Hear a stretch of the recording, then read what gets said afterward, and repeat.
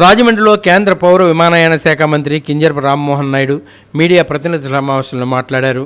కేంద్ర ఆర్థిక మంత్రి నిర్మలా సీతారామన్ పార్లమెంట్లో ప్రవేశపెట్టిన ఆర్థిక బడ్జెట్ ప్రశంసనీయమన్నారు.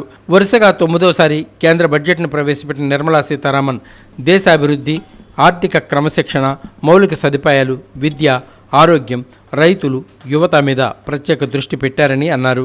దేశీ టూర్లపై పన్ను తగ్గింపు పౌర విమానయాన రంగానికి మరింత ఊతమిస్తుందని తెలిపారు. ప్రధానమంత్రి వికసిత్ భారత్ లక్ష్యాలను మరింత వేగంగా చేరుకునేందుకు సాయపడుతుందని అన్నారు.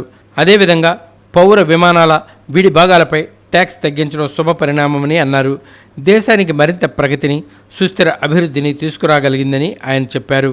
కొత్త ఆదాయ పన్ను చట్టం సామాన్యులను మరింత ఆకర్షిస్తుందని రామ్మోహన్ నాయుడు తెలిపారు.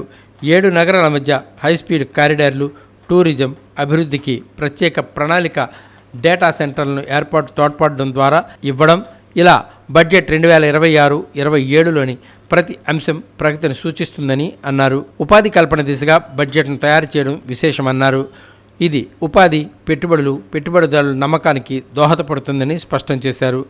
ఈ ఏడాది బడ్జెట్లో రాష్ట్ర ప్రభుత్వాలకు ఆర్థిక తోడ్పాటు అందిస్తూ ఏపీకి సైతం సింహభాగం కేటాయింపులు జరగడం ఆనందంగా ఉందన్నారు. ఈ యొక్క లక్ష్యాలు, ఈ బడ్జెట్లో ఉన్నటువంటి కేటాయింపులు ఇవన్నీ కూడా చూసుకుంటే ఒక అపోహ ఎప్పుడు కూడా క్రియేట్ చేస్తున్నటువంటి అపోహ కూడా తొలగించాల్సినటువంటి బాధ్యత నా మీద ఉంది.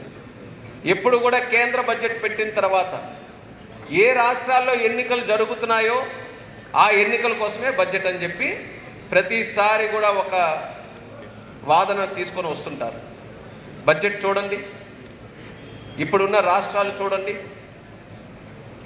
కానీ గట్స్తో, ధైర్యంతో ఫైనాన్స్ మినిస్టర్ గారు రూపకల్పన చేసినటువంటి ఈ బడ్జెట్ కేవలం ఎన్నికలు జరుగుతున్నటువంటి రాష్ట్రాలకే కాదు, యావత్ భారతదేశానికి కూడా భవిష్యత్తు నిర్ణయించే విధంగా చేశారు.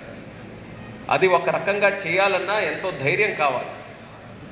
ఎందుకనంటే క్రిటిసిజం, ఎలక్షన్లు వచ్చినటువంటి రాష్ట్రాలకు ఇవ్వకపోతే మా రాష్ట్రాలు గుర్తుకు లేదా అని, ఆ రాష్ట్రాలకు ఇచ్చిన తర్వాత మిగిలిన రాష్ట్రాలు మేము లేమా భారతదేశంలో అని, అంటే ఎప్పుడు కూడా కత్తి మీద సాములాగే బడ్జెట్ ఎప్పుడు కూడా ఉంటుంది.